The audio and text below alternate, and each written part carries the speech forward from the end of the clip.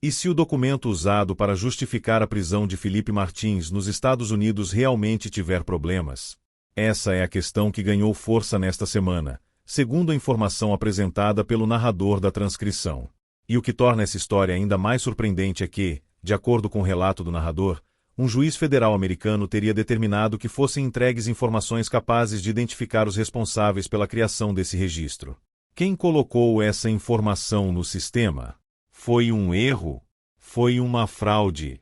E, na opinião do narrador, estaríamos diante de um caso que poderia ter consequências muito maiores para o Brasil.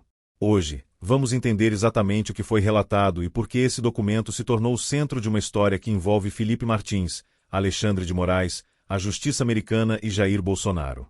O narrador começa apresentando Felipe Martins como um amigo pessoal e afirma, na sua opinião, que ele seria um homem honrado que nunca teria cometido irregularidades.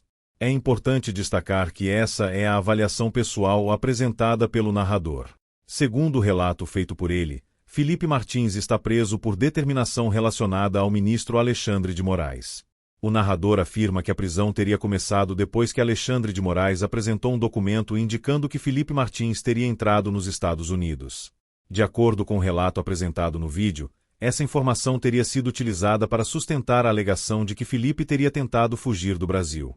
A partir daquele momento, segundo o narrador, Felipe Martins teria permanecido preso por um longo período. O narrador também relata que, em determinado momento, Felipe teria deixado a prisão, mas precisaria comparecer regularmente para assinar. Depois, ainda segundo esse relato, ele teria voltado para a prisão após uma acusação relacionada ao acesso à sua conta do LinkedIn. Na opinião do narrador, todo esse processo teria sido extremamente injusto. Mas existe outro elemento central na narrativa apresentada. O narrador afirma que Felipe Martins teria sido pressionado para fornecer informações que poderiam atingir Jair Bolsonaro.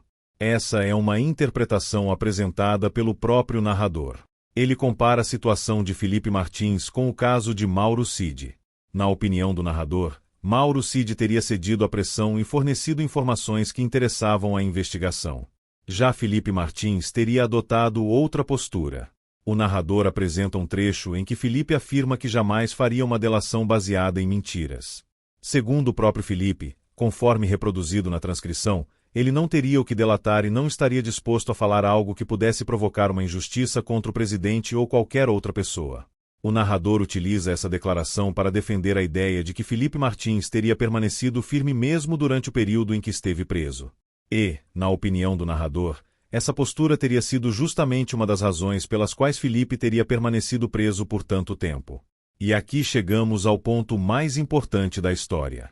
Segundo a informação apresentada pelo narrador, uma decisão de um juiz federal americano teria colocado em dúvida o registro de imigração utilizado no caso de Felipe Martins.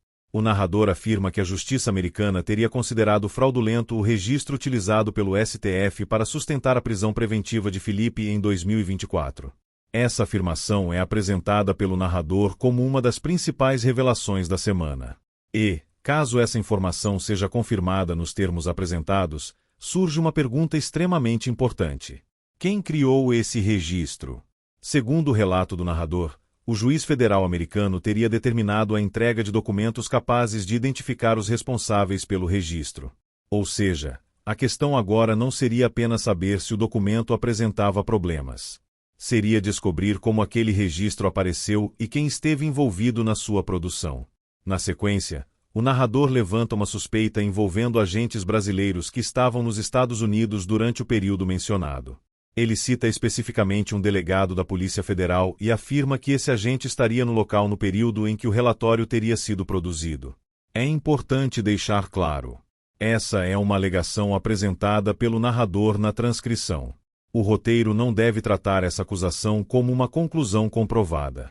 Na narrativa do vídeo, entretanto, essa informação é utilizada para levantar uma pergunta. Qual foi exatamente a participação das pessoas que estavam envolvidas nesse processo? Segundo o narrador, os documentos determinados pelo juiz americano poderiam ajudar a esclarecer essa questão. E é justamente aí que o caso ganha uma dimensão internacional. O narrador chega a afirmar que, na sua opinião, poderíamos estar diante de um crime internacional. Essa conclusão é uma opinião do narrador e deve ser entendida dessa maneira. Segundo a interpretação apresentada por ele, um documento produzido nos Estados Unidos teria sido utilizado em um processo judicial brasileiro envolvendo a prisão de Felipe Martins.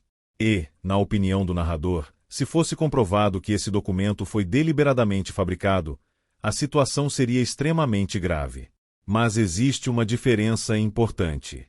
Uma coisa é existir uma acusação de fraude, outra é existir uma comprovação definitiva sobre quem produziu ou ordenou essa fraude. E é justamente essa resposta que o narrador afirma que poderá ser esclarecida pelos documentos que a justiça americana determinou que fossem apresentados. Outro ponto apresentado pelo narrador envolve os depoimentos de testemunhas durante o processo. Segundo o relato dele, essas testemunhas teriam afirmado que Felipe Martins não participou de reuniões relacionadas a um suposto plano de golpe. O narrador também afirma que as testemunhas teriam dito que Felipe não teria visto ou conhecido uma suposta minuta relacionada ao caso.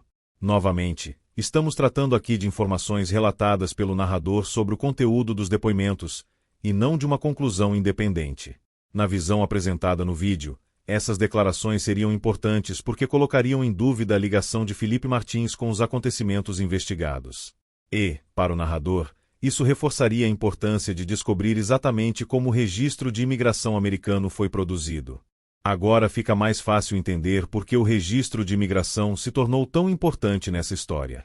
Segundo o narrador, esse documento teria sido utilizado para sustentar a afirmação de que Felipe Martins havia entrado nos Estados Unidos.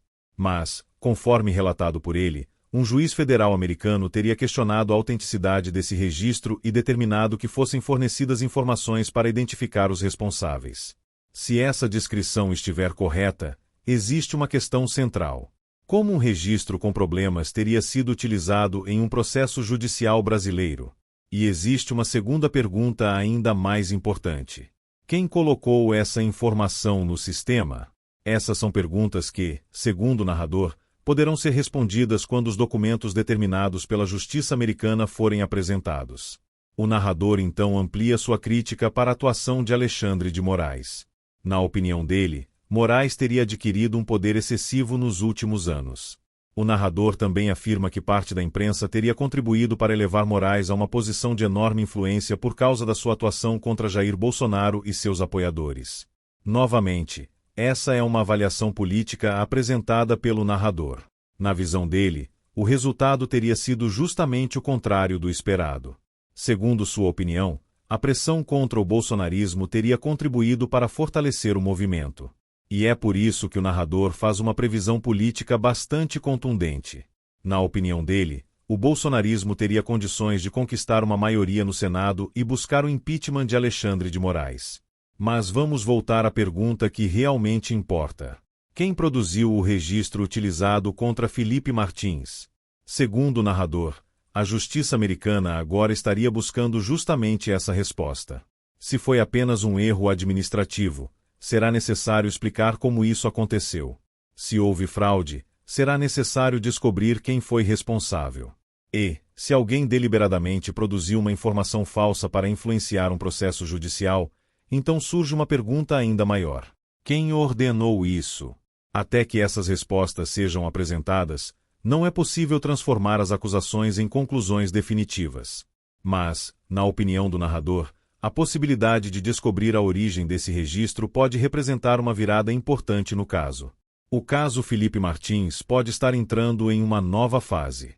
Uma decisão da justiça americana teria colocado o registro de imigração no centro da discussão e determinado a apresentação de informações que poderiam ajudar a identificar os responsáveis. Agora, a grande pergunta é: quem criou esse registro e por quê? Foi um erro? Foi uma fraude? Alguém pediu? Alguém sabia? E, principalmente, o que os documentos americanos vão revelar? Na minha opinião, as respostas podem ter consequências políticas e jurídicas muito importantes. Mas agora eu quero saber o que você pensa. Se os responsáveis pela criação desse registro forem identificados, você acredita que isso poderá mudar completamente o caso de Felipe Martins? Comente sua opinião. E se você acha que essa história precisa ser conhecida por mais pessoas, compartilhe este vídeo. Porque, se os fatos relatados forem confirmados, essa história pode estar apenas começando.